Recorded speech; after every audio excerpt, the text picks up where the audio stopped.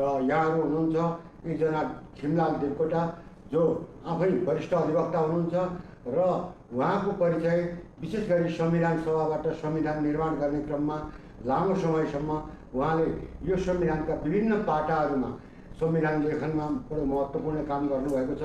यहाँलाई स्वागत गर्न चाहन्छु। यसै गरी अर्का हाम्रा अतिथि हुनुहुन्छ पुण्य प्रसाद ओली जो नापी विभागका पूर्व महानिर्देशक पनि हुनुहुन्छ र नेपाल भारत संयुक्त सीमा निर्धारण समितिका अध्यक्ष पनि हुनुहुन्छ। उहाँलाई चाहिँ उहाँको कार्यकालमा उहाँ अध्यक्ष हुनुहुन्थ्यो, उहाँलाई पनि स्वागत गर्न चाहन्छु। र कार्यक्रम सुरु गरौँ। सबैभन्दा पहिले संविधानको जुन दोस्रो संशोधन आज हुन गइरहेको छ, यो संशोधनको ऐतिहासिक महत्त्वबारे छोटकरीमा प्रकाश पारिदिनु हुन म वरिष्ठ अधिवक्ता। धन्यवाद। यो ऐतिहासिक अवसरमा म के आग्रह गर्न चाहन्छु भने नेपालले आफ्नो भूमि रक्षा गर्ने कुरा र आफ्नो भूमिलाई फेरि पुनर्प्राप्ति जस्तो कुनै हिसाबले एउटा कालखण्डमा विदेशी सरकारले अतिक्रमण गरेको अवस्था, सेना राखेर कब्जा जमाएको अवस्थाबाट मुक्त बनाउँदै आफ्नो भूमिलाई पुनर्स्थापित गर्दै र आफ्नो शान र आफ्नो स्वाभिमान र आफ्नो भौगोलिक अखण्डतालाई कायम गर्ने सन्दर्भको यो नेपालको संविधानको दोस्रो संशोधन हो। यद्यपि नेपालमा संविधानका दृष्टिकोणबाट यो 7औं संविधान हो। 7औं संविधान भइकन पनि संविधान सभाबाट जारी भएको ऐतिहासिक संविधान हो। संविधान संशोधन धेरैचोटि भए, यही संविधान पनि यो दोस्रो संशोधन हो। पहिलो संशोधन भएर यो त आइसक्यो, यो दोस्रो संशोधन हो। तर अरू थुप्रै संविधान संशोधनहरू भए, तर यो ऐतिहासिक संशोधन हो। यो कुनै धारा, उपधारा या खण्डमा भएको सामान्य तलमाथिको संशोधन होइन, आन्तरिक व्यवस्थापनको संशोधन होइन। यसले नेपालको सार्वभौमसत्ता, अखण्डता र स्वाभिमानलाई कायम गर्ने संशोधन भएको हुनाले यसको ऐतिहासिक महत्त्व छ भन्ने मलाई लाग्दछ। र सँगसँगै यो संशोधनले के पनि गर्ने भयो भने खालि संविधान मात्रै यो सीमित हुने भएन। यो नक्सा, निशाना छाप, नेपाल भन्ने बित्तिकै त्यो निशाना छाप, नेपालको लोगोले नेपाल भन्ने व्यक्त गर्दछ। त्यो लोगोमा नेपालको नक्सा अङ्कित हुन्छ। सांसदहरूको लोगोमा, सरकारी छापहरूमा, सबै ठाउँमा यसको चाहिँ महत्त्व हुने भएको हुनाले यसले चाहिँ सिङ्गो नेपाललाई बोक्दछ, सिङ्गो नेपालको भौगोलिक अखण्डतालाई बोक्दछ। त्यसकारण यसको ऐतिहासिक महत्त्व छ भन्ने मलाई लाग्छ। धन्यवाद। म अब नापी विभागका पूर्व महानिर्देशक पुण्य प्रसाद ओलीज्यूलाई प्रश्न राख्न चाहन्छु। अब नेपाल भारत सीमामा जुन लामो समयसम्म नापी विभागमा यहाँ आफै पूर्व महानिर्देशक भएर रहनुभयो र सीमा विवादसँग सम्बन्धित विषयमा नेपालको प्रतिनिधित्व गरेर थुप्रै पटक वार्तामा पनि सामेल हुनुभयो र अहिलेको नक्साले नेपालको त्यो समग्र 900 भन्दा बढी ठाउँको अतिक्रमण, कालापानी, लिम्पिया, धुरा र लिपुलेक त समेट्यो नै, त्यो सबै समेटेर जुन ढङ्गले अब जुन नयाँ नक्सा जारी भएको छ र त्यसलाई संस्थागत गर्न र कानुनी हिसाबले, राजनीतिक हिसाबले संस्थागत गर्न संविधान संशोधन संविधानको निशान छापमा भएको हुनाले नेपालको सार्वभौमसत्ता कायम गर्नका लागि जुन कामहरू भइरहेको छ यसलाई कसरी हेर्नुभएको छ? अब यो चाहिँ हामीले चाहिँ यो पहिला पनि 2032 सालमा पनि नेपालको नक्सा बनाउने सिलसिलामा हामीले काम गरेका थियौँ। अनि यो लम्पियाधुरा लगायत त्यो ठाउँको नक्साहरू पनि पहिला बनाइयो। तर अब त्यतिखेर चाहिँ त्यो बेलाको गभर्मेन्टले के भन्यो भने यो लिपुलग्ना अथवा चाहिँ यो कालापानी समेत एरिया समेटिएको चाहिँ भारतले चाहिँ पहिला 2016 सालमै उनीहरूले मानिसकेको हुनाले त्यहाँदेखि उता राख्नलाई चाहिँ भारत सरकारसँग चाहिँ गरेर मात्रै राख्ने भन्ने त्यतिखेर चाहिँ अन्डरस्ट्यान्डिङ भएको हुनाले चाहिँ हामीले चाहिँ नक्सा चाहिँ त्यो कालापानी लिपुलेख मात्रै राखेर चाहिँ नक्सा प्रकाशित भयो। र अब त्यसलाई चाहिँ तर के भयो भने त्यो 32 सालदेखि अहिले आउँदाखेरि 40 वर्ष नागिसक्यो र चाहिँ भारतसँग 38 सालदेखि भारतको सिमानाको काम गर्दै आउँदाखेरि अहिलेसम्म पनि त्यो 40 वर्षसम्ममा पनि ती दुईटा कालापानी र सुस्ताको जुन स्ट्याटस विवाद थियो, त्यसमा चाहिँ कुरै उठ्न सकेको छैन। र अनि भारतले पटक पटक चाहिँ नेपाली पक्षलाई चाहिँ तपाईँको आफ्नो नक्सा पनि पेस गर्नुहोस् हामीलाई पनि भन्यो, पछिको मानिसहरूलाई पनि भनेको हुनाले अब चाहिँ के भने सरकारी औपचारिक रूपमा चाहिँ हामीलाई चाहिँ नेपाललाई चाहिँ आफ्नो नक्सा चाहिँ यो हो भनेर भारतलाई चाहिँ दिनुपर्ने अवस्था आएको हुनाले चाहिँ यो आयो। र अर्को चाहिँ के छ भने त्यहाँका चाहिँ हाम्रा जनताहरू कुठी, नाभी, गुन्जी, कालापानी लगायतका त्यहाँको मानिसहरूलाई चाहिँ ती पनि हाम्रै नेपाली हुन्, उनीहरूले जग्गा हकभोग गरिरहेछ, नाप नक्सा गरेर उनीहरूले श्रेष्ठता कतिले पाएका छन्, कतिले पूर्जाहरू पनि पाएका छैनन्। त्यसो भएको हुनाले चाहिँ यसले चाहिँ के गर्यो भने हाम्रो चाहिँ राष्ट्रियता उजागर गर्नलाई ठुलो मद्दत भयो।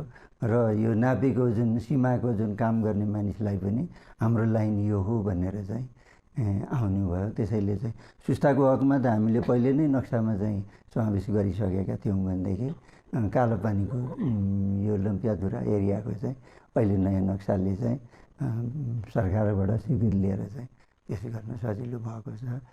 त्यसो हुँदाखेरि यो चाहिँ नेगोसिएसनको पहिलो चरणको चाहिँ सुरुवात काम हो। यसले चाहिँ भारतलाई पनि काम गर्नलाई चाहिँ 40 वर्ष होइन कि अब छिटै यसको टुङ्ग्याउनु पर्यो, त्यसको लागि काम गर्नेछ। धन्यवाद। म फेरि वरिष्ठ अधिवक्ता खिमलाल देवकोटा सुनाउन चाहन्छु। जस्तो पुण्यप्रसाद ओलीले एउटा महत्त्वपूर्ण खुलासा के गर्नुभयो भने 2016 सालमा नै हामीले अतिक्रमित भूमि अतिक्रमण भएको कुराहरू चाहिँ नेपालले थाहा थियो, तर 32-33मा आउँदाखेरि पनि भारत सरकारको अनिच्छामा या भारत सरकारले नमानेसम्म, भारत सरकारसँग एक ढङ्गले वार्ता नभएसम्म चाहिँ नक्सा जारी चाहिँ नगर वहीँ भन्ने खालको अन्डरस्ट्यान्डिङ यहाँ कतै भएको थियो कि जस्तो देखियो।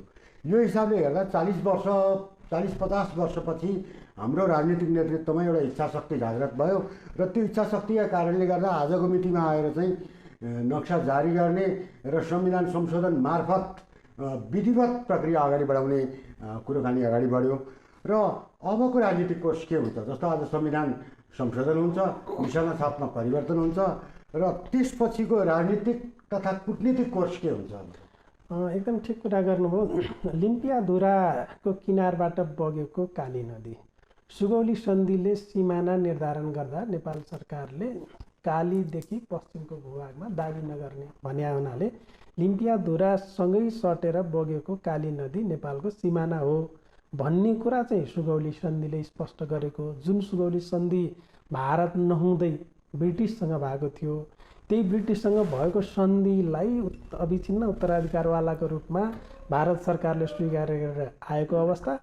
तर बोर्डर डिस्प्युटमा थुप्रै ठाउँमा भएको विवादको, सीमाको विवादको सन्दर्भमा अरू सबै ठाउँका सीमा विवादहरू लगभग अन्डरस्ट्यान्डिङ भएको, तर सुस्ता र कालापानीको त्यो दुईटा ठाउँमा चाहिँ विवाद रहेको भनेर भारतले पनि स्वीकार गरेको अवस्था। भूमि हाम्रो, जनता हाम्रो, त्यसमा विवाद रहेन, तर त्यसलाई चाहिँ अन्तर्राष्ट्रिय सिमाना भएको हुनाले भारतले, अर्को छिमेकी मुलुकले नमानिदिएको कारणले ती चिज विवादित भएर बसेका थिए भन्ने कुरा भयो। अब रह्यो कुरा के भने अब त नक्सा अहिले हामीले नक्सा पहिला निकालेनौँ। योभन्दा पहिला हाम्रो भूभागलाई, यद्यपि त्योभन्दा पहिला भारत आफैले पनि विवादित भनेर नेपालमा रहेको तर विवादितमा उसले नमानेको अवस्थामा भारत सरकारले आफ्नो अर्को धारा 370 खारेज गर्ने सन्दर्भमा, नयाँ नक्सा निकाल्ने सन्दर्भमा हाम्रा ती भूभागहरूलाई आफ्नो नक्सामा पारेर नक्सा जारी गरेपछि हामीलाई पनि हाम्रो नक्सा जारी गर्नका निम्ति हामीलाई पनि दबाब पर्यो। दबाब परिसकेपछि उहाँहरूले आफ्नो भनेर दाबी गर्नुभयो, नक्सा निकाल्नुभयो, हामीले आफ्नो भनेर निकाल्यौँ। अब यसको चाहिँ अब स्टार्ट पोइन्ट कहाँ हुने भयो? नेगोसिएसन, वार्ता गर्ने कुरा हो। वार्ता गर्दाखेरि हाम्रो नक्सा यो, तपाईँको नक्सा यो, तपाईँको आधार के, हाम्रो आधार के, तपाईँका प्रमाण के, हाम्रो प्रमाण के, हाम्रो जग्गा, त्यहाँ बसेका मान्छेहरू कहिलेदेखि, जस्तो पुण्यप्रसाद ओलीजीले भनि नै सक्नुभयो, हाम्रो भूमि हो, हामीले सर्वे गरेका छौँ, त्यहाँ कतिलाई धनी पूर्जा दिएका छौँ, कतिलाई दिन बाँकी छ भनेपछि हाम्रो प्रमाणहरू यी हुने भए उहाँहरूले, भारतीय पक्षले प्रमाणहरू राख्दाखेरि कुन चाहिँ प्रमाणले जित्छ भन्ने कुरा एउटा हुने भयो। यो नेगोसिएसनको कुरा भयो। दोस्रो विषयवस्तु, यस्ता कतिपय मुद्दामा स्वयं इन्डिया नै अहिले चीनसँग वार्तामा छ, सीमा विवादकै सन्दर्भमा वार्तामा छ। एक ठाउँको सीमा विवादमा 62-63 वर्ग किलोमिटर चाहिँ चीनले अड्कियो भनेर भारतले दावा गरिराखेको छ। भनेपछि भारतले जुन तर्कका आधारमा चीनसँग क्लेम गरिराखेको छ त्यही तर्क हाम्रा निम्ति कामयाबी हुन्छ नि त। त्यसो भएको हुनाले अहिले हाम्रो मात्र इस्यु होइन, भारत सरकारले यो कुरा हेक्का राख्नुपर्छ कि आफूले जुन क्लेमका आधारमा आफ्नो भूभाग दाबी गरिरहेको छ, जुन प्रमाणको आधारमा हाम्रा हकमा त्यो उसका निम्ति होस्टाइल हुन्छ। त्यसकारण त्यो कुरा, दोस्रो कुरा त्यो हो। तेस्रो कुरा चाहिँ यस्ता विषयवस्तुहरू द्विपक्षीय कूटनीतिक माध्यमहरूद्वारै समाधान हुने कुरा हुन्, यसमा कुनै विवादको कुरा छैन।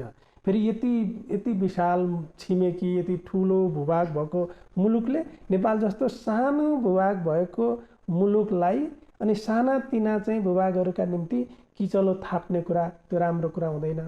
अझ संयुक्त राष्ट्रको विधानपछि चार्टर परिवर्तन भएर स्थायी समितिको सदस्यमा जाने दावा गरिरहेको, एकपटक त नेपालले भोट हाल्ने भनेर चाहिँ हस्ताक्षर पनि गरेको, त्यस्तो मुलुकले नेपाल जस्ता मुलुकहरूलाई चिड्याउने काम गर्न हुँदैन। तेस्रो कुरा यो हो।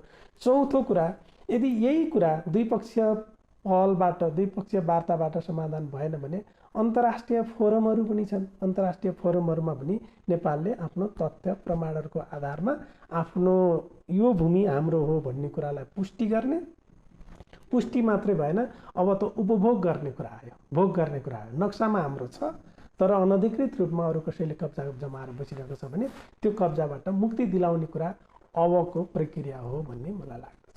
धन्यवाद। फेरि अब ओलीज्यूमै जाउँ। जस्तो अब वरिष्ठ अधिवक्ता देवकोटाले स्पष्ट रूपमा भन्नुभयो कि अबको गन्तव्य भनेको कूटनीतिक र राजनीतिक वार्ता नै हो र कूटनीतिक राजनीतिक वार्तामा बस्ने बेलामा स्पष्ट रूपमा प्रमाण चाहियो र यो थोरै प्राविधिक कुरा पनि भयो, सीमा सम्बन्धी कुराहरू भयो। यहाँ लामो समय नापी विभाग अन्तर्गत रहेर बस्नुभयो र तर अब दुर्भाग्य के छ भन्दा हामीसँग सुगौली सन्धिको प्रति नै छैन भन्ने भनिन्छ। अहिलेसम्म सक्कल प्रति कहाँ छ थाहा छैन भनिन्छ। यद्यपि सुगौली सन्धिका प्रावधानहरू सार्वजनिक भएका छन्, त्यसमा के छ भन्ने कुरो त अघि उहाँले पनि भन्नुभयो काली नदीका बारेमा र नेपालको भूमि र तत्कालीन ब्रिटिस इन्डियाको भूमिको बारेमा पनि स्पष्ट भनिएको छ। र त्यो मात्रै होइन, अब हामी वार्तामा बस्दाखेरि नेपालका प्रमाण यी हुन् भनेर देखाउने कुराहरू चाहिँ के छन् हामीसँग? अनि एउटा कुरा त त्यो सुगौली सन्धि नै भयो होइन, सुगौली सन्धि। त्यसपछि उनीहरूले चाहिँ हामीले पनि बनायौँ, उनीहरूले पनि नक्साहरू बनायौँ, त्यो ठाउँको नाप नक्सा गऱ्यौँ र हाम्रा मान्छेहरूलाई चाहिँ त्यो जस्तो कुठी नाभी गुन्जीका त्यहाँको चाहिँ जनगणना ल्याउँ। उनीहरूले टाइममा चाहिँ 68 अनुसार चाहिँ तिरो तिरे लगतहरू यिनीहरू पुराना छँदैछन् होइन, त्यो एउटा भयो। अनि अर्को चाहिँ अहिले जस्तो विवाद छ त्यो चाहिँ 1816मा नै विवाद पनि भएको थियो, किनभने त्यो सुगौली सन्धिले चाहिँ काली नदी भन्यो र अनि त्यहाँको चाहिँ कुमाउँको चाहिँ त्यहाँको चाहिँ अधिकारीहरूले चाहिँ कहाँ हुन्छ, हामी चाहिँ माथिसम्म हाम्रो हुनुपर्छ भनेर भनेको बेलामा इन्डिया गभर्मेन्टले चाहिँ त्यतिखेर निर्णय गरेर नेपाल सरकार 1817मा चाहिँ यो कुठी नाभी गुन्जी भन्ने नाम तोकेरै यी गाउँहरू चाहिँ नेपालका हुन् र त्यो अनुसार चाहिँ तिमीहरूले चाहिँ दावा नगर्नु भनेर भनेको छ। र साथै के छ भने यदि सुगौलीको सन्धिको सबै चाहिँ दफाहरू चाहिँ मानिएन भनेदेखि नेपालले पनि सुगौली सन्धि नमान्न सक्छ। त्यसो हुँदाखेरि त्यसो नगर्नु भनेर त्यसपछि 1817देखि बिना रोकटोक चाहिँ हामीले भोगचलन गरिआएको हो। तर चाहिँ 2007 सालपछि उत्तरपट्टि चाहिँ पोस्टमा चाहिँ उत्तरपट्टि चाहिँ बोर्डरमा चाहिँ ताब्लेजी भने किमाथान 8 सालमा मैले त्यही 7 सालपछि भनेको। अब त्यसरी चाहिँ पोस्टहरू रहेका थिए। अब ती पोस्टहरू सबै उठाउँदै जाँदाखेरि त्यो चाइनाको लडाइँको कारणले गर्दाखेरि 26 सालमा चाहिँ त्यहाँको चाहिँ पोस्टहरू चाहिँ सायद त्यो छुटेनन् होला क्या बसेनन् होला र अनि त्यसपछि चाहिँ ती पोस्टहरू चाहिँ अहिले जुन कालोपानी र यो लिपु लग्नमा त उहाँहरूको पर्मानेन्ट थिएन, कहिले कहिले जाने, कालोपानीमा चाहिँ बास बस्ने, माथि त इन्टरमिडिएट मात्रै हो। तर त्यो पछि नै यो धेरै पछाडि मात्रै 55 सालतिर मात्रै हामीले चाहिँ त्यहाँ उनीहरू पर्मानेन्टली बसेको थाहा पायौँ। नभएदेखि कहिले कहिले जाने, फिरेर आउने, माथि जाने, फिर्केर आउने, त्यसरी इन्टरमिडिएट जस्तो भएको हुनाले अब त्यसरी चाहिँ हामीले छ भन्ने पनि लागेको थिएन।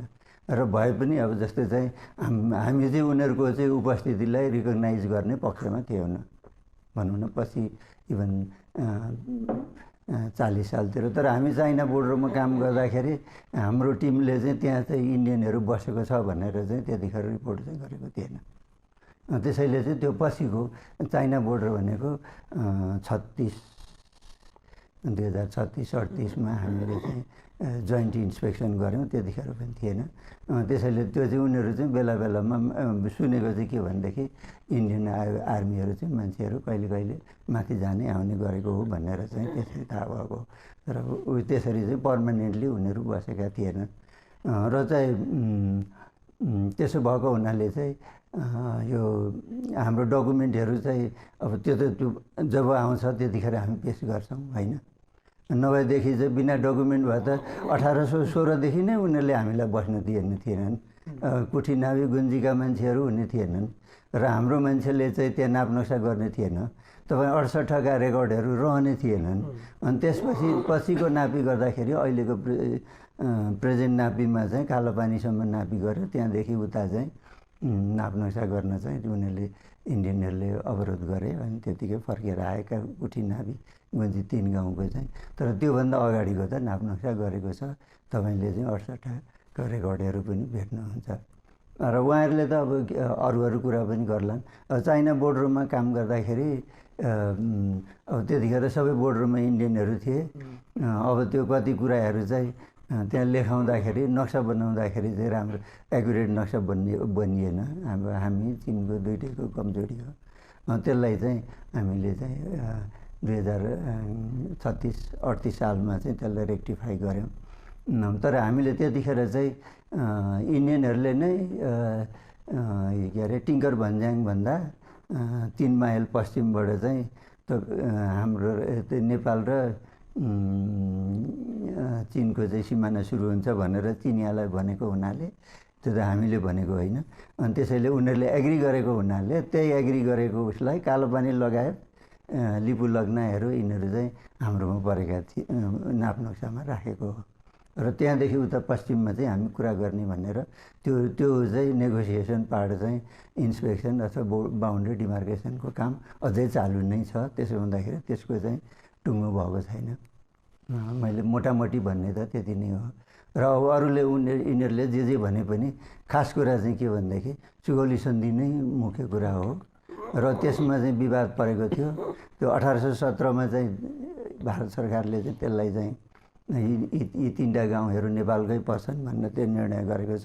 त्यसपछि कुनै पनि सम्झौताहरू चाहिँ भएको छैन भारतसँग कि त्यो जग्गा चाहिँ सुगौली सन्धिलाई त्यो ठाउँमा परिवर्तन गर्ने। र हामीले त्यो चाहिँ 38 सालमा पनि भारतसँग कुरा भएको छ। परराष्ट्र मन्त्रालयले निरन्तर उनीहरूले चिठी लेखिरहेछ कि त्यो यो के अरे लम्बियाधुरासम्मको चाहिँ काली नदी चाहिँ पश्चिमबाट आउने काली नदी हाम्रो सिमाना हो भनेर चाहिँ कन्टिन्युसली भनिरहेछ। त्यो हामीले 200 वर्ष भोग चलन गरे पनि हामीले चाहिँ आफ्नो चाहिँ त्यो चाहिँ परराष्ट्रबाट छुटेको छैन मैले जानेसम्म चाहिँ। धन्यवाद। म फेरि वरिष्ठ अधिवक्ता खिमलाल देवकोटा चाहन्छु। जस्तो अब जुन सन्धि अथवा चाहिँ कानुनहरूका कुराकानी गर्नुपर्दाखेरि सुगौली सन्धिभन्दा पछाडि भारतसँग एउटा 1950को सन्धि भएको छ जसले सीमासँग सम्बन्धित धेरै कुराहरू केही पनि छैनन् त्यसमा। तर पछि गएर अहिलेका नेकपाकै कतिपय घटकहरू तत्कालीन घटकहरूको संलग्नतामा महाकाली सन्धि पनि भएको छ।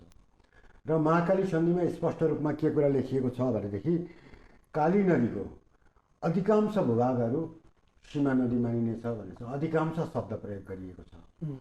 अब कानुनी हिसाबले राजनीतिक र कानुनी हिसाबले भोलि वार्ताको टेबलमा बस्नुपर्दा हामीलाई के छ, हामी कसरी अगाडि बढ्ने?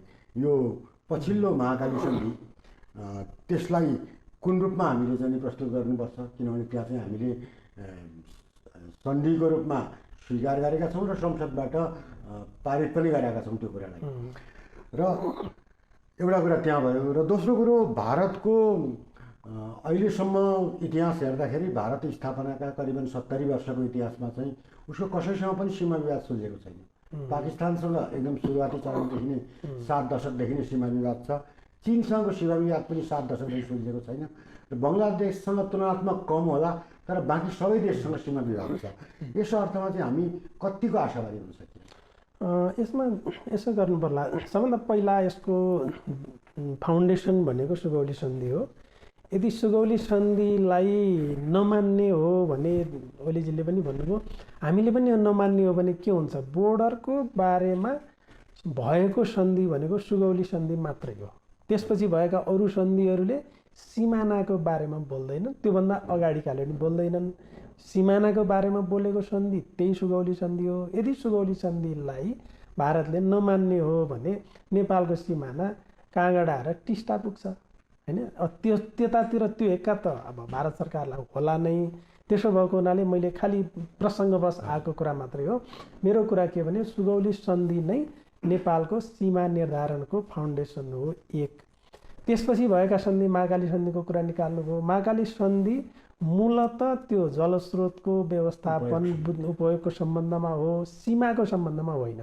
यदि कथम कदाचित त्यो सन्धिले सिमानाका बारेमा भनेको रहेछ भने पनि त्यो सिमानाका बारेमा भएको व्यवहार सुगौली सन्धिसँग बाजियो भने त्यो सन्धि काम लाग्दैन। त्यसो भने सिमानाको बारेमा गरेको सुगौली सन्धि नै हो।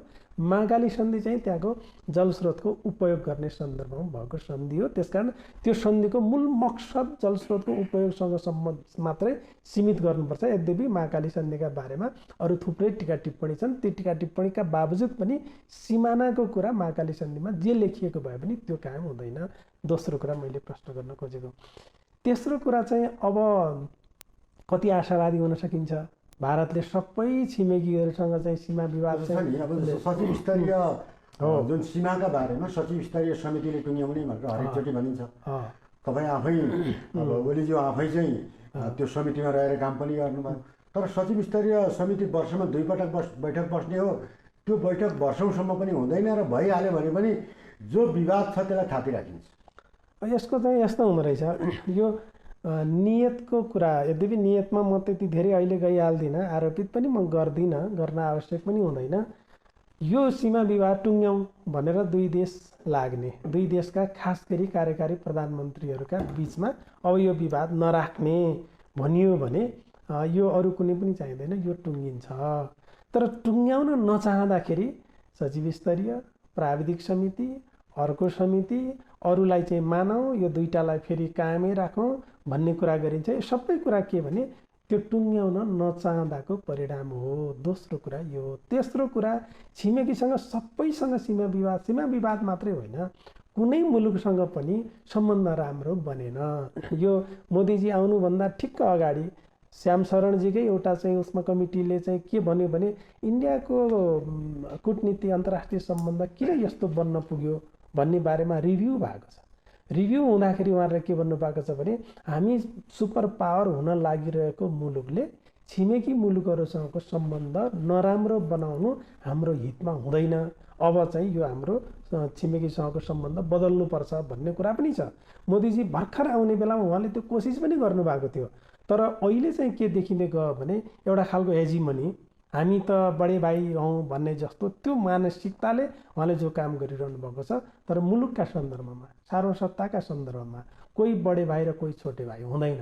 त्यसो भएको हुनाले अन्त उहाँले समाधान गर्न सक्नु भएन, त हामी समाधान हुँदैन भनेर अहिले नै निष्कर्षमा नपुगौँ। समाधान हुन्छ, तर अरूसँगको विवादको कुरा भन्दा हामीसँगको विवादको कुरा, हामीसँग विवाद बनाइएको कुरा हाम्रो तथ्य, प्रमाण र तर्कहरूले चाहिँ एक ठाउँमा ल्याएको छ। एक। दोस्रो कुरा चाहिँ अन्तर्राष्ट्रिय मामलामा, विदेश मामलामा, सीमाका मामलामा हाम्रो मुलुक योभन्दा अगाडि सधैँ विभाजित हुने गरेको थियो। अहिले एउटा ऐतिहासिक एउटा राम्रो चाहिँ एउटा जुटेको छ, अवसर जुटेको छ। नेपाल एक ढिक्का छ। नेपालका सबै राजनीतिक शक्तिहरू एक ठाउँमा छन्, नेपाली जनता एक ठाउँमा छ भनेपछि यो ठुलो नैतिक बल पनि हो। यो ठुलो नैतिक बल का सामु भारतले पनि ओहो अब चाहिँ नेपालमा सीमाका विवादका कारणले खेल्न सकिँदैन भन्ने निष्कर्षमा पुग्नुपर्छ। त्यसकारण म चाहिँ के आशावादी छु भने हाम्रा तथ्यहरूले, हाम्रा प्रमाणहरूले, हाम्रा परिस्थितिहरूले, हाम्रो राष्ट्रिय एकताले, हाम्रो नेतृत्वको एउटा दृढ इच्छा शक्ति र कमिटमेन्टका कारणले यो इस्यु अब समाधान गर्ने भनेर गरेका कारणले समाधान हुन्छ भन्ने कुरामा म आशावादी छु। सँगसँगै फेरि के पनि भयो भने अहिलेसम्मको कुरा त नेगोसिएसन गर्ने ठिकै छ, कुरा हुँदैछ भन्नेसम्म मात्र कुरा थियो। अब त संविधान संशोधन गरिसकियो, लोगोमा नेपालको नक्सा राखिसकियो, लिम्पियाधुरा, कालापानी, लिपुलेक हामीले लोगोमा नेपालको नक्सा हो भनेर राखिसक्यौँ भने त नेपालको नक्सा हो भनिसकेपछि त त्यसलाई त भोग गर्नु पर्यो नि, त्यहाँका जनताको चाहिँ स्वामित्व लिनु पर्यो नि, त्यहाँको भूमिको स्वामित्व लिनु पर्यो नि। अब नेपालका निम्ति, नेपाल सरकारका निम्ति, नेपाली जनताका सामु पनि यो दायित्व थपियो, यो चुनौती थपियो। त्यसकारण अब यसलाई निष्कर्षमा पुर्याउनुको अर्को कुनै विकल्प छैन। दृढ इच्छा शक्ति र बलियो राष्ट्रिय एकता नै यो समाधान गर्ने ताकत हुन्छ भन्ने मलाई लाग्छ। धन्यवाद। म ओलियोसँग जान चाहन्छु। अघि यहाँले भन्नुभयो 40 वर्षसम्म पनि थाहा हुँदै पनि हामीले नेपालको नक्सामा पनि समेट्न सकेनौँ र यो भूमि हाम्रो हो भनेर आधिकारिक रूपमा राष्ट्रिय र अन्तर्राष्ट्रिय फोरमहरूमा देखाउन पनि सकेनौँ भनेर भन्नुभयो। र अहिले चाहिँ जुन संविधान संशोधन हुँदैछ त्यसलाई पहिलो चरण भनेर भन्नुभयो। अब दोस्रो चरण चाहिँ के हुन्छ? अब यो नेपाली भूमि फिर्ता लिनको लागि दोस्रो चरण के हुनुपर्छ? होइन, अब एउटा त पहिलो त के भने यो पहिलो चरण नै पार गराउनै सजिलो गाह्रो भएको थियो हामीलाई। काली नदी यो हो भन्नलाई नै गाह्रो भएको थियो हामी, किनभने राजनीतिक स्तरमा मान्छेहरूले चाहिँ यो के अरे मनाउनै गाह्रो भएको थियो। अनि यो चुतिया नक्सा कहाँबाट आउँछ भन्ने अर्को कुरा आएको थियो, हामीले देख्दै देख्यौँ भनेर भनेको हो। अब त्यसो हुँदाखेरि त के थियो भनेदेखि पहिला त सबै इन्डियाले जे बनाउँथ्यो त्यही हामीले एक्सेप्ट गऱ्यौँ नि। तर के छ भने यो चाहिँ सीमा चाहिँ यहाँसम्म हो सुगौली सन्धि भनेर, त्यो त किन आज मात्रै होइन नि, 1816मै त्यो मुद्दा मामिला परेको हो नि। र अनि यो 3टा गाउँ चाहिँ काली नदी यता पश्चिमबाट आउने जुन लिम्पियाधुराबाट आउने नदी नै भनेर 1817मै इन्डिया गभर्मेन्ट र हामी दुइटै गभर्मेन्टले एग्री गरिसकेको कुरा हो। र अब त्यो कुरालाई चाहिँ हरेक सुस्तामा पनि त्यस्तै छ। त्यो हरेक चाहिँ 60-100 वर्षमा चाहिँ कुरा 200 वर्षमा उठाइरहने हो भने त यो त कहिले नटुङ्गिने कुरा हुन्छ। त्यसैले चाहिँ मेरो विचारले भारत पनि अब स्वतन्त्र भएको छ, उनीहरू पनि बुद्धिमान छन्। अब यसो सबै छिमेकीसँग सधैँ झगडा गर्दैन होला भन्ने चाहिँ मलाई लागेको छ। र अनि साथै नेपाली सबै जनताले पनि बुझिसक्यो कि अब यो त हो नै हो भनेर। किनभने मैले भनेको होइन नि, किनभने त्यहाँ त मान्छे छन्। 1817मा निर्णय भएको हो। हाम्रा चाहिँ त्यहाँ मान्छे चाहिँ मुखिया तालुकदारहरू थिए, उनीहरूले तिरो उठाइराखेका थिए, सबै चुनाव गराएको थियो, त्यहाँ जनगणना लिइराखेको थियो। त्यो नयाँ कुरा नै होइन नि। तर के भयो भनेदेखि त्यो यो चाइनाको युद्धपछि चाहिँ हामीले चाहिँ अलिकति लिनेन भयो भारतसँग, तर उनीहरू चाहिँ छोडेनन्। अब यो सबै कहिले कहिले अरू ठाउँमा पनि त्यस्तै पर्छ। कुनै जग्गा चाहिँ हामीले दियौँ सर्टेन कामलाई, उनीहरू छोड्दैनन्। अब त्यो रेकर्ड पनि छैन, उठाउन चाहिँ गाह्रो हुन्छ। त्यस्तै अरू सानातिना जग्गाहरू पनि छन्। अब त्यो कुनै के एउटा न्यु पारेर हामीले चाहिँ त्यो जग्गा पनि त्यसरी पनि हामीले चाहिँ तपाईँ यो बनाइदेऊ भनेर त्यहाँबाट चाहिँ उनीहरूलाई छुट्टी पनि त्यसरी पनि लिएको छ भनेदेखि त्यो त्यही नै हो। त्यसैले चाहिँ हामी सबैले चाहिँ हामी यति विश्वास हुनु पऱ्यो कि हामीले तपाईँकै ढाँट कुरा गरेको चाहिँ बढ्दा कुरा गरेको होइन, त्यो त हाम्रै जग्गा हो, ती मान्छे हाम्रै हुन्। त्यो त सुगौली सन्धि भएकै बेलामा हामीले त्यत्रो भनौँ न पाकिस्तानदेखि भनौँ न पठानकोटदेखि सिम्पल कुरा भन्ने हो भने त पठानकोट त पाकिस्तानको बोर्डरदेखि लिएर आसामसम्मको जग्गा त हामीले चाहिँ नोक्सान गऱ्यौँ नि। र पनि त हामी त्यहाँ त मागेका छैनौँ नि त। हामीले त सुगौली सन्धिको जस्तो जे प्रावधान छ त्यो अनुसार मागेको हो। अनि अब त्यसमा त उनीहरू नेगोसिएसन गर्नै आइरहेका छैनन्, त्यो मात्रै कुरा हो। अब त हामी त पर्खेर बस्यौँ, नक्सा पनि संशोधन एकैचोटि गरौँला, जे निर्णय हुन्छ त्यही गरौँला भनेर पर्ख्यौँ नि। त्यो 30 सालदेखि 32 सालदेखि अहिले त यत्रो 40 वर्ष 42 वर्ष भएपछि अब हामी पनि त्यो अधैर्य हुने बेला भयो। अब हामी सबैलाई भन्नु पऱ्यो कि पहिला त धेरै वर्ष त हामीलाई तपाईँ कहाँ किन चाहिँ यो पहिला भनिनुहोस् भनेर चाहिँ नक्सा किन छापिनुहोस् भन्ने कुरा भयो। अब तर त्यो चाहिँ के भने त्यो पनि गभर्मेन्टको निर्णयले मैले चाहिँ भन्न खोजेको जस्तो त्यो चरणमा त हामीले पार गऱ्यौँ। हजुर अब संविधान संशोधन भइसकेपछि पहिलो चरणको कुरो त केही पनि रहेन। यसभन्दा अघिका जे जति कमजोरीहरू थिए त्यो कुरोलाई हामीले संस्थागत हिसाबले सच्याएर अगाडि बढ्यौँ। तर अब दोस्रो चरण भनेको वार्ताको टेबलमा बस्नुपर्दा या भारतसँगका नेगोसिएसन प्रोसेसहरूमा त्यो प्राविधिक पाटो के छ त? अब त्यहाँनिरको प्राविधिक पाटो के हुन्छ? अनि पहिला त अब जस्तो के छ भने यो सचिव स्तरमा चाहिँ अथवा चाहिँ प्रधानमन्त्री स्तरमा अथवा जो सचिव स्तरको बैठकमा चाहिँ एउटा चाहिँ गाइडलाइन हुनु पर्यो। अनि त्यसपछि चाहिँ नाप नक्सा गर्ने कुरा आउँछ होइन। त्यो उनीहरूले भनेको जग्गा पनि आउला, हामीले भनेको पनि त्यो जम्मै एरियाको नाप नक्सा गरेर अनि त्यहाँदेखि यो बााउन्ड्री हो भन्ने डकुमेन्ट राखेर काम गर्ने कुरा हुन्छ। त्यसैले उसले चाहिँ पहिला त के हुनु पऱ्यो भने हामीसँग चाहिँ आफ्ना हाम्रा डकुमेन्टहरू पनि सिस्टमेटिक तरिकाले राख्नु पऱ्यो। र त्यो डकुमेन्टहरू पनि सिस्टमेटिक पनि छैनन् र कुनै कुनै डकुमेन्टहरू चाहिँ टेम्पर भइसकेका छन् होइन। त्यसलाई चाहिँ तोडमोड पनि गरेका छन्। तर के छ भने सुगौली सन्धि आज त्यो भएको छैन। त्यो 1817मा जो निर्णय गर्दा त्यही त्यो निर्णय त जस्ताको तस्तै छँदैछ, नभएदेखि अरूको बेलायतको इन्डिया लाइब्रेरीमा छँदैछ, त्यो लिन सकिन्छ। भन्नाले हाम्रो आधार भनेको सुगौली सन्धिलाई नै टेकेर अगाडि बढ्ने। सबभन्दा सन्धिभन्दा बाहिर त हामी जाने कुरै छैन, कानुन बाहिर हामी जानै सक्दैनौँ। म अलिकति अब वरिष्ठ अधिवक्ताजीसँग जान्छु। अब यो जुन अतिक्रमित भूमि छ अहिले जुन कुरा गरिरहेका छौँ त्यो चाहिँ एउटा नेपालको भूमि त हुँदै हो, त्योभन्दा पनि माथि त्यसको एउटा महत्त्व चाहिँ सामरिक महत्त्व पनि छ त्रिदेशीय विमानको रूपमा। र त्यस हिसाबले चाहिँ करिबन 2 वर्ष अगाडि भारतीय प्रधानमन्त्री नरेन्द्र मोदीको चीन भ्रमणकाका चिनिया राष्ट्रपति सी जिनपिङसँग त्यो भूमि भएर बाटो अगाडि बढाउने कुरोको चाहिँ एउटा सहमति भयो र सम्झौता नै भयो। उहाँहरू बिच हस्ताक्षर पनि भयो र नेपालले त्यतिखेरै एक प्रकारको विरोध पनि जनायो। यद्यपि त्यो बाटो बनेको छ र अहिलेको यो विवाद पछिल्लो चरणको विवाद सार्वजनिक हुनुमा चाहिँ त्यो बाटोको उद्घाटन प्रकरणसँग जोडिएको छ। अब यतिखेरको अवस्थामा अहिले आएर हेर्नुपर्दा यहाँनिर चाहिँ कुनै पनि पोइन्टमा गएर हामीले त्रिपक्षीय वार्ता खोज्नुपर्ने अवस्था आउँछ कि आउँदैन? द्विपक्षीयबाट अगाडि बढेर या चीनसँगको छुट्टै द्विपक्षीय वार्ता गर्नुपर्ने अवस्था आउँछ? एकदम ठिक कुरा गर्नुभयो। 2015मा नरेन्द्र मोदी चाइना जाँदाखेरि उहाँहरूले सी जिनपिङ र नरेन्द्र मोदी बिचमा एउटा जोइन्ट स्टेटमेन्ट जारी गर्नुभयो। त्यो 31-32 बुँदे जोइन्ट स्टेटमेन्टमा 28औँ बुँदामा यो कालापानी यो क्षेत्र यो भूभागलाई व्यापारिक केन्द्रको रूपमा विकास गर्ने र उहाँहरूको आकलन के भने अहिले भारत र चीन बिचमा चाहिँ $2000 बराबरको $200 बिलियन बराबरको चाहिँ व्यापार हुन्छ, त्यो चाहिँ $600 बिलियन बराबरको बनाउने भन्ने त्यत्रो महत्त्वकाङ्क्षी योजनाको जोइन्ट स्टेटमेन्ट र एग्रिमेन्ट उहाँहरूले गर्नुभयो। गरे लगत्तै त्यसको प्रतिवाद भयो नेपालको तर्फबाट। प्रधानमन्त्रीले भारतीय प्रधानमन्त्री पनि चिनिया राष्ट्रपति समक्ष पनि कुराकानी गर्नुभयो। त्यति बेला नगरेको कुरा होइन, देशभरि पनि त्यसको आवाज आयो तर फलोअप भएन।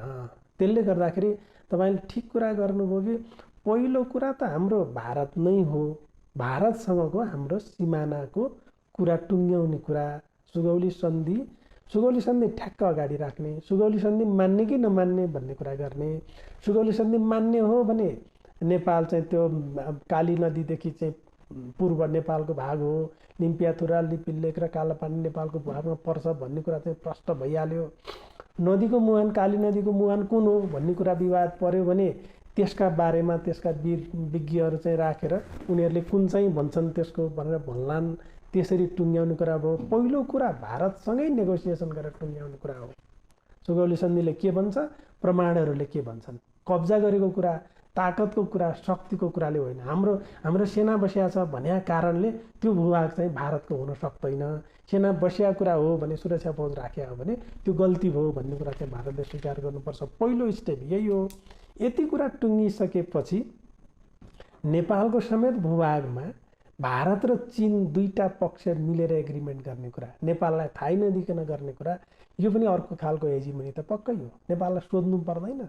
मेरो मामलामा कुरा गर्दाखेरि तपाईँहरू दुईजनाले सम्झौता गर्ने, मेरो मामला मलाई थाहा नहुने भन्ने कुरा त स्वाभाविक हुन सक्दैन। त्यसकारण दोस्रो चरणमा चीनसँगको कुरा आउला। पहिलो चरण चाहिँ नेपाल र भारत बिचकै कुरा हो। यदि त्यसो भएन भने त तीन पक्षीय मात्रै होइन, यसले त अन्तर्राष्ट्रिय दायरा लिन्छ नि। नेपालको भूभागलाई भारतीय छिमेकी मुलुकले कब्जा जमाएर बसिरहेको छ। त्यसकारण अन्तर्राष्ट्रिय समुदायले यो बारेमा इन्साफ गरिदिनु पर्यो भनेर नेपालले भन्ला। तर त्यो तेस्रो चरण हो। पहिलो चरण भारतसँगैको कुरा हो, त्यसबाट सल्टिएन भने दोस्रो चरण चाहिँ चीनसँगको कुरा पनि होला। तपाईँहरूले किन यसो गर्नुभयो त्यो सच्याउनुहोस् भन्नु पर्ला। तेस्रो कुरा त्यहाँबाट पनि भएन भने अन्तर्राष्ट्रिय मञ्चमा चाहिँ यो अन्याय भएको छ, हाम्रो भूभाग चाहिँ उपभोग गर्न पाऊँ भनेर भन्नु पर्ला भन्ने मलाई लाग्दछ। अन्तर्राष्ट्रिय मञ्चमा जाँदाखेरि चाहिँ त्यसको प्रोसिडर के हुन्छ? अन्तर्राष्ट्रिय मञ्चका दुई तिनवटा बाटाहरू छन्।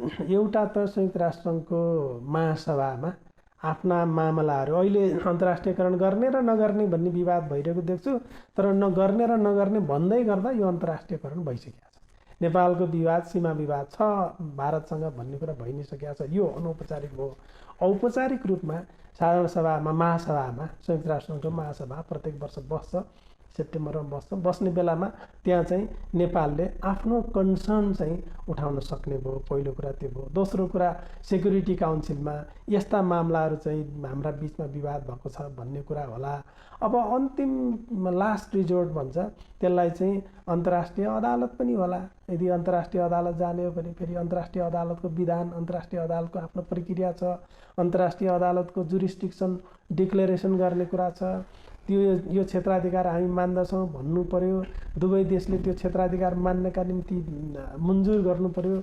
अनि त्यसपछि त्यहाँ गएपछि पनि फेरि टुङ्गो लाग्ने कुरा भनेको त प्रमाणै हो। सुगौली सन्धि नै हेर्ने हो, त्यहाँका जनताकै कुरा हेर्ने हो, त्यहाँको भूभागकै कुरा हेर्ने हो, कसको दाबी बढी लाग्दछ भन्ने कुरा नै हेर्ने हो। त्यसो भएको हुनाले त्यो अन्तर्राष्ट्रिय अदालत भनेको त त्यो लास्ट रिजोर्ट हो। मैले त्यहाँसम्म पुग्नुपर्छ भन्ने मलाई लागिरहेको छैन। यद्यपि संसारभरिका थुप्रै विवादहरू यसरी पुगेका छन्। थुप्रै कतिपय विवाद सल्टिएका पनि छन्, कतिपय विवाद अहिलेसम्म टङ्गिएर बसेका पनि छन्, कतिपय विवाद अन्तर्राष्ट्रिय अदालतले टुङ्गो गरिसकेपछि पनि नमानेका कुराहरू पनि छन्। ती त आफ्नो ठाउँमा छँदैछन्। तर स्टेप चाहिँ मैले राख्न खोजेको विषय पहिलो भारतसँगै कूटनैतिक राजनीतिक तहमै वार्ताको कुरा, दोस्रो चीनलाई संलग्न गराएर यो के हो मामला तपाईँहरूले भन्ने कुरा, तेस्रो अन्तर्राष्ट्रिय फोरमहरूको कुरा, चौथो र अन्तिम चाहिँ अन्तर्राष्ट्रिय अदालतमा त्यो पनि त्यसको विधानले तोकेको प्रक्रिया पुरा गरेर जाने कुरा होला। धन्यवाद। म एकचोटि फेरि ओलीसँग जान चाहन्छु।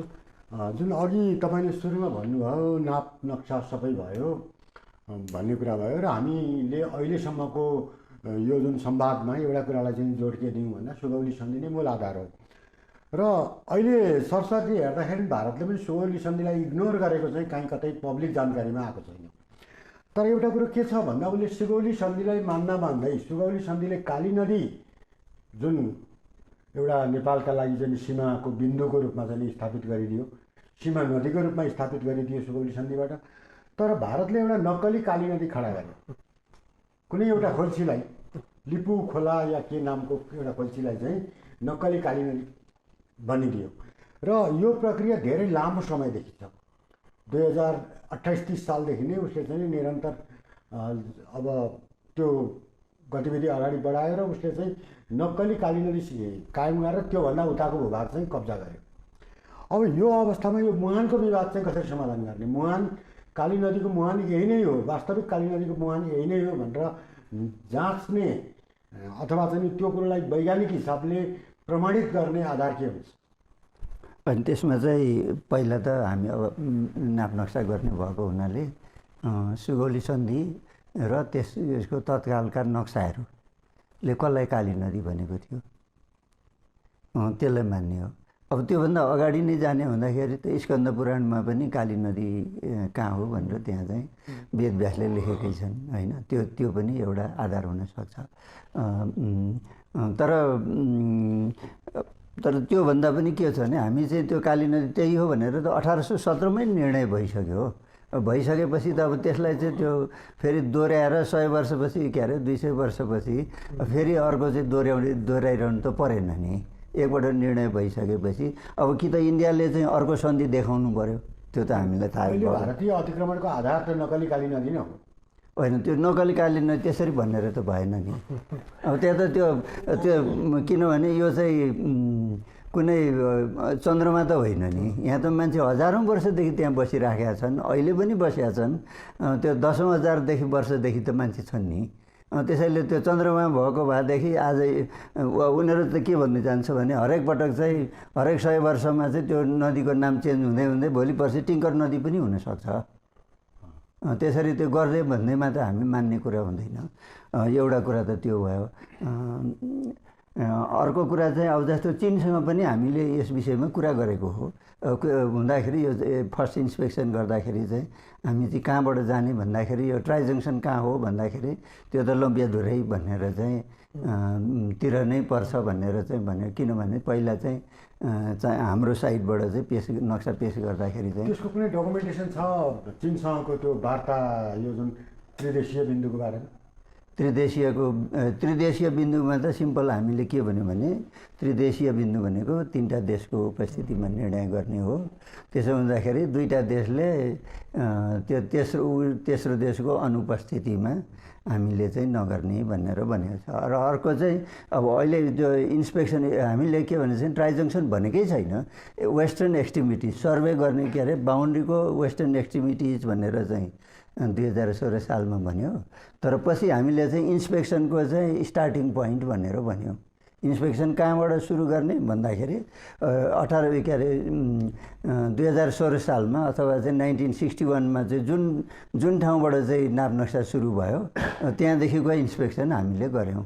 अब त्यहाँदेखि पश्चिममा के गर्ने भन्दाखेरि अब त्यो एउटा चाहिँ लास्टमा चाहिँ इन्सपेक्सन सकिएपछि एउटा सानो कागजमा चाहिँ टाइप गरेर चाहिँ हामी दुइटै परराष्ट्र मन्त्रालयले चाहिँ एक्सचेन्ज गरेका छौँ कि के भनेदेखि यो त्यहाँदेखि उता पश्चिमपट्टिको लागि चाहिँ पानी ढलो हुन्छ र नेपालले चाहिँ इन्डियासँग जहाँ पुग्छ अनि त्यसमा मात्रै भारत चीनलाई बोलाउने भन्ने त्यस्तो सहमा अन्डरस्ट्यान्डिङ त्यो चाहिँ 1978मा त्यसरी भएको छ। जस्तो अब त्यतिखेर त हस्ताक्षर नै भएन। नेपालका राजा, चीनका राष्ट्रपति लिउ शाओची र स्वयं माओ त्से-तुङको उपस्थितिमा चाहिँ हस्ताक्षर नै भएको छ सीमा विवादहरू सबै समाधान गरेर, होइन? हजुर। त्यसमा त चीन र नेपालको जुन बिन्दुमा लिपु लेकको अथवा लिम्बू या धराको जुन बिन्दु चाहिँ चीनसँग मिल्छ त्यो बिन्दु चाहिँ सीमा बिन्दु हो भनेर त स्थापित हुन्छ नि त त्यहाँबाट। भने त्यतिखेर भएको छैन त्यो त। किन भनेदेखि भारतले टिङ्कर भन्ज्याङभन्दा 3 माइल पश्चिमबाट चाहिँ तपाईँको सीमा र नेपालको सिमाना हुन्छ भनेर चीनलाई भनेको हुनाले अनि चीनले चाहिँ यतिसम्म चाहिँ इन्डियाले एग्री गरेको छ, त्यहाँबाट सुरु गरौँ भनेर त्यही ठाउँबाट अहिले जुन उनीहरूले लिपु लेक भन्छ हामी छाङ्ला भन्ज्याङ भन्छौँ, होइन? अब त्यो उनीहरूको लिपु लेक होइन त्यो। अहिले चीन र चाहिँ भारतले भनेको लिपु लेक होइन, त्यो त छाङ्ला भन्ज्याङ हो। हामीले चाहिँ बोर्डरमा छाङ्ला भन्ज्याङ भनेर लेखेका छौँ। अहिले जुन उनीहरूले चाहिँ जहाँ चाहिँ बाटो बनाइराखेको छ त्यो त छाङ्ला भन्ज्याङ हो, लिपु लेक होइन त्यो। लिपु लेक भनेको त हिमाल त के भने नन्दादेवीको काली नदीको सबै पानी ढलोको उत्तरपट्टिलाई चाहिँ लिपु हिमाल भन्छ। अब त्यसमा चाहिँ भएका भन्ज्याङहरू कुनै एउटा पर्न सक्छन्। त्यसैले चाहिँ त्यो हामीले चाहिँ खासै टाउको दुखाउनु पर्ने चाहिँ त्यो नेपाल चाइनाको चाहिँ नक्सामा त हामीले छाङ्ला भन्ज्याङ भनिरहेका छौँ, जहाँ चाहिँ उनीहरूले लिपु लेक भनिरहेको छ।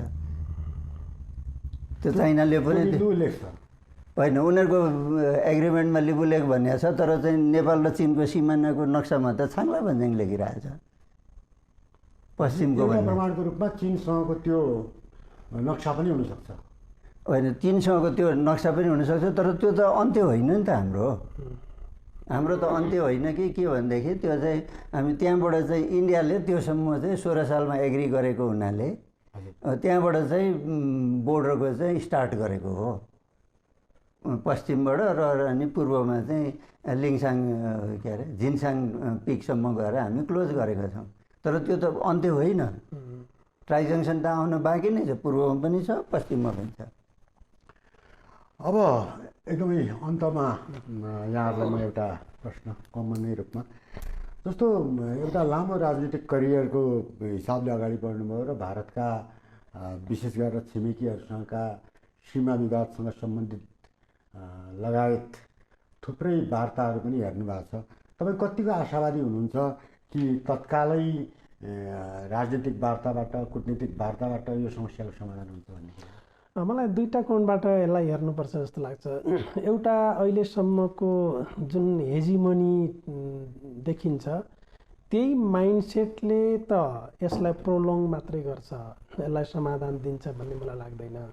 तर नेपालका निम्ति, हामी जस्ता डेभलपिङ कन्ट्री र हामी जस्ता साना मुलुकहरूका निम्ति यसले एउटा अवसर, यति बेला के अवसर चाहिँ हामीलाई प्राप्त भइरहेको छ भने यो ओल्ड अर्डर चेन्ज भइराखेको छ। हिजो भइरहेका हेजिमनीहरू अब कायम हुँदैनन्। हिजो भइरहेका शक्तिहरू पनि ती कायम रहँदैनन्। हिजोका शक्ति केन्द्रहरू पनि अब कायम रहिरहेको। त्यसले गर्दाखेरि अब के बन्दैछ भने नयाँ बन्दै गरेको ओल्ड अर्डरले, नयाँ बन्दै गरेको विश्व व्यवस्थाले नेपाल जस्ता मुलुकहरूका निम्ति, साना मुलुकहरूका निम्ति सहानुभूति प्राप्त गर्ने स्थिति बन्दछ। एक। दोस्रो, अहिले जुन सङ्कटहरू देखा परिरहेका छन् यी सङ्कटहरूको निरन्तरता, यी सङ्कटहरूले आफै समाधान खोज्छन्। दोस्रो। तेस्रो, अहिलेसम्मको चाहिँ परम्परागत रूपमा आइरहेको लिडरसिपले हिजोकै तरिकाले म चाहिँ समाधान गर्छु, हिजोकै तरिकाले म चाहिँ हेजिमनी कायम गरिरहन्छु भन्यो भने त्यो असफल हुन्छ। आउट अफ दि बक्स हुन्छ कि समस्याभन्दा त्यो बाहिर आउनुहोस्। बक्सभन्दा बाहिर समाधान छ। तपाईँ बक्सभित्र मात्रै म समाधान खोज्छु भनेर घमण्ड गर्नुभयो भने त्यो लिडरसिप फेल हुन्छ भन्ने यी तिनवटा चाहिँ आधार छन्। यी तिनवटा आधारले म चाहिँ आशावादी के बनेको हो भने अब हिजोको जस्तो गरेर अब दुनियाँ चल्दैन। अब सुगौली सन्धिले निर्धारण गरेको सीमा रेखालाई मान्ने बाहेक भारतका निम्ति अर्को कुनै विकल्प छैन। त्यो ठाउँमा ऊ आफै नेपालको मायाले होइन, ऊ आफ्ना बाध्यताले, आफ्ना सीमाका कारणले, आफ्ना अरू समस्याहरूलाई समाधान गर्नुपर्ने भएका कारणले ऊ त्यो ठाउँमा आउन बाध्य हुन्छ भन्ने म चाहिँ अत्यन्त आशावादी भएर बसेको छु। त्यो सीमा र बाध्यता चाहिँ के हो भारतको? दुईवटा सीमा र बाध्यता। एउटा ओल्ड अर्डर चेन्ज हुन्छ। विश्व व्यवस्था अहिले जसरी चलिरहेको छ, हेजिमनी, केही राष्ट्रहरूको हेजिमनी अगाडि बढ्ने त्यो चाहिँ सम्भव छैन। एक। दोस्रो, अहिले कोरोनाकै महामारीले देखिहाल्यो नि, सबभन्दा शक्तिशाली भनेका मुलुकहरूले सरेन्डर गर्नुपर्ने स्थिति आइराखेको छ। त्यो सरेन्डर गर्नुपर्ने स्थितिमा भारत सबभन्दा चाहिँ अगाडि बढिरहेको छ भनेपछि उसले यो समस्या समाधान गर्ने कुरा आफ्नो आन्तरिक समाधान गर्ने कि छिमेकीसँग न्यु खोजेर बस्ने। त्यसकारण यो बाध्यता अब छिमेकीसँग न्यु खोजेर बस्ने होइन, आन्तरिक समाधान गर्ने हो भन्ने कुरा दोस्रो कुरा हो। तेस्रो, संसारका सबभन्दा बढी गरिब भएको मुलुक भारत हो। अब यो कोरोना पछि संसारका सबभन्दा बढी गरिब र त्यो गरिबीमा पनि डबल गरिब थपिने मुलुक भनेको नि भारत हो। त्यसकारण त्यसलाई समाधान गर्नका निम्ति हिजोको हेजिमनीले, हिजोको माइन्डसेटले, हिजोको चाहिँ दम्बले, हिजोको बडे भाइ भन्ने मानसिकताले पटक्कै चाहिँ समाधान दिँदैन। यति कुरा त कम्तीमा इन्डियन इन्टेलेक्चुअलहरूले, इन्डियन डिप्लोमेट्सहरूले, इन्डियन पोलिटिसियनहरूले बुझेको हुनुपर्छ। यो उनीहरूले यो बुझिदिने कुरा नेपालको हितमा हुन्छ भन्ने ठान्दछु। त्यसकारण समाधान हुन्छ भन्ने मलाई यो मेरो चाहिँ आफ्नो विश्लेषण। होइन, तपाईँले भन्नुभएको कुरासँग केही हदसम्म तादात्म्य चाहिँ विशेष गरेर नेपालमा राजदूत भइसकेका पूर्व कूटनीतिज्ञहरू, अब राकेश सुद जस्ता मान्छेहरू जो चाहिँ नेपालमा हुँदा हार्डलाइनरको रूपमा चिनिनुहुन्थ्यो, तर अहिले उहाँहरूको धारणा तपाईँले अहिले व्यक्त गर्नुभएको विश्लेषणसँग थोरै बहुत त्यही रूपमा उहाँहरू पनि प्रस्तुत हुने चरण चाहिँ बढेको छ। तर एउटा कुरा चाहिँ जस्तो नेपालको जुन भू राजनीतिक स्पेस छ, एकातिर विश्वको अहिलेको दोस्रो ठुलो महाशक्ति र केही समयपछिको पहिलो महाशक्ति, पहिलो आर्थिक महाशक्ति, अर्कातिर भारत स्वयं चाहिँ तेस्रो चौथोकै दौडमा चाहिँ बढिरहेको अवस्था। यतिखेर अरू जुन विकसित मुलुकहरू, शक्ति राष्ट्रहरू, अमेरिका, बेलायत जस्ता मुलुकहरूको कुनै न कुनै किसिमको त्यस किसिमको चाहिँ कुनै दबाब धारणा के आउला? यो एकदम ठिक भन्नुभयो। यो अत्यन्त महत्त्वपूर्ण प्रश्न अन्तिमतिर गर्नुभयो। नेपाल जस्ता मुलुकहरूले कूटनीतिक श्रेष्ठता कायम गर्ने ठाउँमा, यो जियो पोलिटिकल स्ट्राटेजिक ठाउँमा पनि नेपाल छ। यो भू राजनीतिक संवेदनशील ठाउँमा नेपाल रहेको कारणले यो बुद्धि पुर्याउन सकियो भने चीन, भारत, अमेरिका, युरोपियन युनियन, संयुक्त राष्ट्र, यी सबै अहिलेका शक्ति प्लेयर भनेका त यिनै हुन्। यी सबैलाई रेफ्रीको काम गर्न सक्छ, बुद्धि पुर्याउन सक्दा। किनभने नेपालको आफ्नो स्वार्थ नहुने हो र चीनले गरेको गल्ती, भारतले गरेको गल्ती, अथवा युरोपियन युनियनले गरेको गल्ती, अमेरिकाले, संयुक्त राष्ट्रले, सबैले गरेको कुरालाई हामीले भन्न सक्ने त्यो ल्याकत हामीले राख्न सक्दा हामी केही गाह्रो छैन। हामी एकदम चाहिँ महाशक्तिका बिचमा छौँ भने पनि छौँ त महाशक्तिका बिचमा छौँ, अरूभन्दा हामी बलिया छौँ, हामी शक्तिशाली छौँ, हामी स्ट्राटेजिक छौँ भन्ने ठाउँमा हामी पुग्छौँ। त्यसकारण अहिले यति बेला शक्तिको हिसाबले हामी कसैसँग पनि भिड्न हामी सक्दैनौँ, भिड्ने कुरै गर्न हुँदैन। हामीले भिड्ने भयो कि हामी सिद्धियौँ। तर भिड्ने कुरालाई हामीले ट्याक्टिकल्ली, टेक्निकल्ली, डिप्लोमेटिकल्ली, पोलिटिकल्ली हामीले म्यानेभर गर्न सकियो भने, कन्भिन्स गर्न सकियो भने, हाम्रा तथ्यहरू राख्न सकियो भने हामी सफल हुन्छौँ। हामी सफल हुने बाटै यही हो। त्यसकारण हामीले सारा शक्तिहरूलाई एक ठाउँमा ल्याएर चिज यो हो भन्ने कुराको हामीले ल्याकत तयार गर्नु पर्यो, प्रमाण राम्रोसँग राख्नु पर्यो र कूटनैतिक तरिकाले मुभ गर्न सक्नु। म यहाँसँग एकैछिनपछि आउँछु। यहाँले उठाउनु भएको कुराले मलाई फेरि ओलीज्यूसँग एक जोड्न मन लाग्यो। अक्सर नेपाली प्रतिनिधिमण्डलहरूको विशेष गरेर अहिलेसम्मका सबै वार्ताहरूमा एउटै गुनासो आउँछ, किन वार्ता सफल भएन, या नेपालले चाहिँ कूटनीतिक तवरबाट वार्ताको टेबलबाट किन एकदमै लजिकल हिसाबले चाहिँ निष्कर्ष निकाल्न सकेन भन्दाखेरि नेपाली प्रतिनिधिमण्डल चाहिँ तयारी नै बिना प्रस्तुत हुन्छ भन्ने खालको गुनासो आउँछ। नेपाली प्रतिनिधिमण्डलमा कुनै तयारी नै हुँदैन भन्ने खालको गुनासो आउँछ। के लाग्छ तपाईँलाई यो 40-50 वर्षको यो निरन्तरको यो पेसागत जीवन को अनुभवमा के लाग्छ? नेपालीहरूमा त्यो कमजोरी छ, हामी चाहिँ बिना तयारी प्रस्तुत हुन्छौँ र अबको दिनमा पनि हाम्रो हैसियत त्यही हुने त होइन, अबको वार्ताको टेबलमा पनि होइन। यस्तो के छ भने त्यो त्यति साह्रो त होइन। हाम्रो चाहिँ कस्तो हुन्छ भने यो पहिला त टकिङ पोइन्टहरू नै बनाएर जाने हो, अनि कुन बोल्दा के हुन्छ भनेर चाहिँ त्यो सबै तयारी भएरै जान्छौँ। तर एउटा चाहिँ के देखियो भने जस्तो चाहिँ त्यो काली नदी चाहिँ पुरा पश्चिमबाट आउने नदी भन्ने त्यो त पुरा स्कन्द पुराणमै लेखेको रहेछ। तर कहिले पनि पण्डितहरूले हामीलाई भनेनन्। त्यो त म आफैले पढ्नु पऱ्यो कि स्कन्द पुराणको चाहिँ मानसखण्ड, अनि त्यसपछि थाहा पायो त त्यहाँ त वेद व्यासले नै त्यहीँ भनिराखेको रहेछ भनेर भयो। अब त्यस्तो कुराहरू चाहिँ छ, किनभने हाम्रो जुन विद्वानहरू छन् पुराण या किम्वदन्तीलाई कति प्रमाणमा लिन मिल्छ त? हजुर, पुराण या किम्वदन्तीलाई होइन, त्यो त प्रमाण त लिन मिल्दैन। तर चाहिँ के छ भनेदेखि अब तर त्यो मास मिडियामा जान त मिल्यो नि, त्यो त अहिले जनमतले पनि त काम गर्छ नि, त्यो इन्करेज हुन्छ। अर्को कुरा चाहिँ के छ भनेदेखि अब हामीले जम्मा चाहिँ हामीले सुरु गर्दाखेरि जम्मै बोर्डर चाहिँ ओपन थियो। याद गर जम्मा 1900 किलोमिटर मा चाहिँ जम्मै ओपन थियो, र अहिले बाँकी रह्यो सुस्ताको चाहिँ 15-20 किलोमिटर र त्यही हो कालापानीको 70-50 किलोमिटर चाहिँ भने 70-80 किलोमिटर मात्रै नै बाँकी रह्यो। त्यसो हुँदाखेरि अब अनि पहिला के छ भनेदेखि अब भएन भने हुँदैन। 100 वर्ष 200 वर्ष उनीहरूले चाहिँ किचकिच गर्यो भनेदेखि अर्को 200 वर्ष रहन्छ। हामी नेपाली त तपाईँहरूले के सम्झिनुपर्छ भनेदेखि जनसङ्ख्याको हिसाबले, टेरिटोरीको हिसाबले, ज्ञान गुणको हिसाबले हामी पनि त्यति कमजोर जाति त होइन नि त। जस्तो राणा शासनको बेलामा हामी धेरै तल पऱ्यो। जब 20जना डक्टर, एउटा डक्टर पनि नहुँदा पनि समस्या थियो भनेदेखि अब अहिले त त्यो छैन नि त। इन्जिनियर नभएर चाहिँ हामी रुर्की युनिभर्सिटी त लिनु पर्दैन नि। त्यसो भएको हुनाले अब त्यसै गरेर चाहिँ हाम्रो पनि टेक्नोलोजी डेभलप हुन्छ। त्यसैले चाहिँ मैले त के भन्छु भने के सोल्भ हुन्छ भने हुन्छ, हुँदैन भनेदेखि यो आगोको झिल्को किन निप्दैन, पछिको पुस्तालाई खेल्ने ठाउँ हुन्छ। त्यसैले तपाईँहरू त्यति साह्रो चाहिँ हामी उहाँहरू सुगौली सन्धि मान्ने कि नमान्ने एउटा कुरा हुनु पऱ्यो।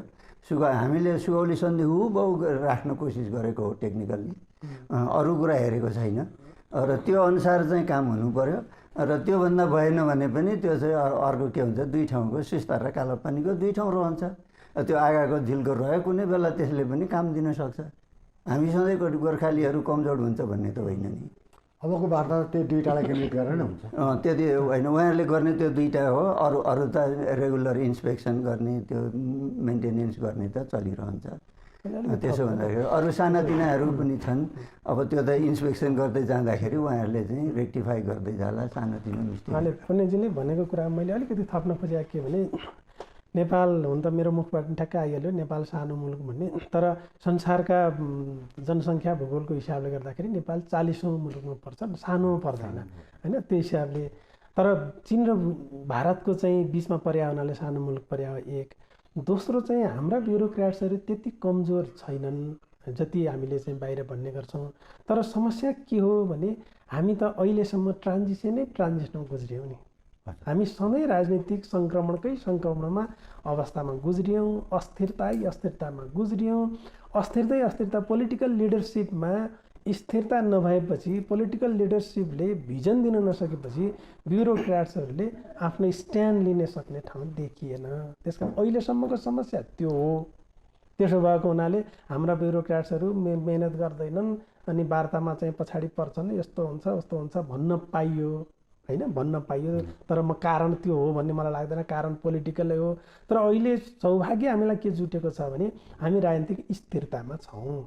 अब राजनीतिक स्थिरतामा भइसकेपछि अब पनि ब्युरोक्राट्स त्यस्तै छ भनेर चाहिँ पोलिटिकल लिडरसिपले सुख पाउँदैन। किनभने अब त जिम्मा त पोलिटिकल लिडरसिपले लिनुपर्छ नि। अब त स्थिरता आयो, अब पोलिटिकल लिडरसिपले भिजन दिनु पर्यो, निर्देशन दिनु पर्यो, अनि त्यसपछि अब यो हाम्रो चाहिँ स्ट्यान्ड पोइन्ट भनेर भन्न सक्नु पर्यो। त्यसो गर्दाखेरि हाम्रो ब्युरोक्रेसीसँग भएको क्षमतालाई भरपुर उपयोग गर्न सकिन्छ, उपयोग गर्नुपर्छ। त्यस कारण हिजोको परिस्थितिमा त्यसो भनिए पनि अबको परिस्थितिमा त्यस्तो छैन। यो सकारात्मक छ भन्ने नै मैले खालि थप्न खोजेँ उहाँको कुरामा, उहाँकै कुरामा मैले सपोर्ट गर्न मात्र। मैले चाहिँ के भन्न खोजेँ भने 2016 सालको जुन चाहिँ सन्धिको नक्सा हेर्दाखेरि अब त्यो त्यसरी नक्सा बनाउने स्थिति अब त छैन नि। हो, हिजो चाहिँ पोलिटिकल लिडरसिपले आँट गरेन, उसले यसो भनेको छ भयो त्यहाँभन्दा उता नगर्नु। त्यतिखेरको लिडरसिपले त के भन्यो भने जब देशैभरि उत्तरी चेकपोस्टको नाउँमा 18-20 ठाउँमा चिनिया के अरे भारतीय सेनाहरू थिए भने कालापानीमा पनि रह्यो होला, हामीले नोटिस गरिएन छ भन्ने खालको उहाँहरूको बनाइरह्यो। त्यो चाहिँ त्यो एक हिसाबले गैर जिम्मेवार जस्तो पनि, एक हिसाबले निरीह जस्तो पनि, एक हिसाबले अस्थिर राजनीतिको चाहिँ फाइदा लिए जस्तो पनि भयो। ती तिनटै कुरा अब छैनन्, हुनु हुँदैन। अब पनि फेरि त्यही समस्या चाहिँ दोहोरिन थाल्यो भने त्यसको जिम्मा चाहिँ ब्युरोक्राट्सलाई होइन पोलिटिकल लिडरसिपले लिनुपर्छ भन्ने एकदमै सदा सहायतायुक्त अभिव्यक्ति दिनुभयो। तर अघि यहाँले प्रयोग गर्नुभएको थियो कुटनीतिक श्रेष्ठता भन्ने। तर हाम्रो मुलुकमा विशेष गरेर के छ भनेदेखि भारतको आशीर्वाद नपाइकन केही पनि हुँदैन भन्ने खालको चाहिँ राजनीतिक नेतृत्वमा एक खालको फियर साइकोसिस छ है। अब यसलाई चाहिँ के भन्ने, अब त्यो खालको भावना छ। र यो अवस्थामा अबको वार्तामा या यसपछिको जुन निर्णायक चरणमा उत्रिनु पर्दाखेरि त्यो भारतप्रतिको त्यो जुन फियर साइकोसिस हो त्यो रहन्छ कि रहँदैन, त्यो कुटनीतिक श्रेष्ठताले के कुरा गर्यो हो। हिजोको भारत र हिजोको नेपाल र आजको भारत र आजको नेपाल हिजोको ठाउँमा दुइटै छैनन् होइन। हिजो चाहिँ भारतले नेपाललाई चलाउने र नेपाल चाहिँ भारतले जे भन्छ त्यही अनुसार चल्ने दुइटै ठाउँमा नभएको एउटा अवस्था हो। नेपाल पनि आफ्नो पोजिसनमा छ, भारत हिजोको हेजिमनीबाट अब यसरी हुँदो रहेनछ, छिमेकीहरूसँग चाहिँ दुश्मनी मोलेर हुँदो रहेनछ भन्ने ठाउँमा भारत पुगेको छ। पहिलो चाहिँ यो परिस्थिति हो। अब दोस्रो परिस्थिति चाहिँ हो नेपाल चाहिँ सधैँ अस्थिरता बन्या हुनाले अस्थिरतामा खेल्ने, यो कुटनीति भने पनि राजनीति भने पनि अर्काको कमजोरीमा खेल्ने, अर्काको अस्थिरतामा खेल्ने, यसैलाई आजकल कुटनीति भन्ने गर्छन्। त्यसकारण हामी कमजोर भयौँ, अरूले खेले, त्यसकारण दोष अरूको होइन हाम्रो हो। त्यसकारण यो चाहिँ हामीले अब सच्याउनुपर्छ। दोस्रो कुरा यो हो। तेस्रो कुरा अब चाहिँ कुटनीतिक श्रेष्ठता हामीले हासिल गर्न जरुरी छ। हिजोसम्म के थियो भने हिजो दरबार थियो, दरबारले ह्यान्डल गर्छ, अरू धेरै राजनीतिक नेतृत्वलाई म पनि कहिलेसम्मको हो भन्ने कुराको थिएन। अझ अचम्मको कुरा त के छ भने नेपालमा डेमोक्रेसी सुरु भएदेखि 7 सालदेखि नै आजका मितिसम्म पुरै अवधि कुनै पनि संसदले पनि भोग गरेन, कुनै सरकारले पनि भोग गरेन क्या। त्यस्तो स्थितिबाट अहिले चाहिँ हामी कहाँ पुग्दैछौँ भने अब पुरा 5 वर्ष यो सरकार जान्छ, 5 वर्ष यो संसद जान्छ, कम्तीमा 3 पटक लगातार बजेट पेश गर्ने अर्थमन्त्री हुनुभएको छ भन्ने कुरामा हामी गर्व गरिरहेका छौँ। भनेपछि हामी त्यो अस्थिरताबाट स्थिरताको यो दिशामा गइरहेको सन्दर्भमा हिजोका गल्ती कमजोरीहरूले हामीलाई चाहिँ झकझक्याउँछ। हामीलाई चाहिँ हिजो यस्तो भएको थियो, आज पनि के होला र भन्ने त आउँछ। तर हिजोका कमजोरीहरूबाट पाठ सिक्ने कुरा हो, इतिहास नदोहोऱ्याउने कुरा हो। इतिहासबाट पाठ सिक्ने, हिजोका कमजोरीहरूलाई चाहिँ नदोहोऱ्याउने, हिजोका मजबुत पक्षहरूलाई लिएर अगाडि बढ्ने हो। त्यसो भएको हुनाले अब कूटनीतिक श्रेष्ठता, अब हिजो होला ब्युरोक्रेसीमा, परराष्ट्रमा कुन मामला कुन देश हेर्ने, कहाँ चाहिँ फाइदा हुन्छ, कहाँ जानु पायो भने धेरै डलर आउँछ भन्ने हिसाबले ब्युरोक्राट्सहरू पनि अघि पछि हिँडे होलान्। उनीहरूले पनि आफ्नो राम्रो हिसाबले मेहनत गरेनन् होला। तर अब त्यसो हुँदैन। अब 10 वर्ष, 15 वर्ष, 20 वर्षसम्म भारत हेर्ने हो भने भारत मात्र हेर्ने गरी Bharat specialisation, China specialisation, Europe specialisation गरेर अब त्यसरी करियर डिप्लोमेट्सहरू पनि यसरी विकास गर्नुपर्छ र पोलिटिक्स पनि अब त्यसरी विकास गर्न सक्नुपर्छ। यसो गरियो भने श्रेष्ठता हासिल हुन्छ भन्ने मलाई लाग्दछ। यो श्रेष्ठताले हामी जित्छौँ, हामी हार्दैनौँ। किनभने हामीसँग आधार छ, हामीसँग प्रमाण छ, हामीसँग स्थिरता, राजनीतिक स्थिरता छ र पोलिटिकल विल पनि अहिले चाहिँ बढेर आएको छ र हामीसँग इमान्दारिताका साथ अगाडि बढ्ने त्यो दृष्टिकोण बन्यो भने हामी सफल हुन्छौँ।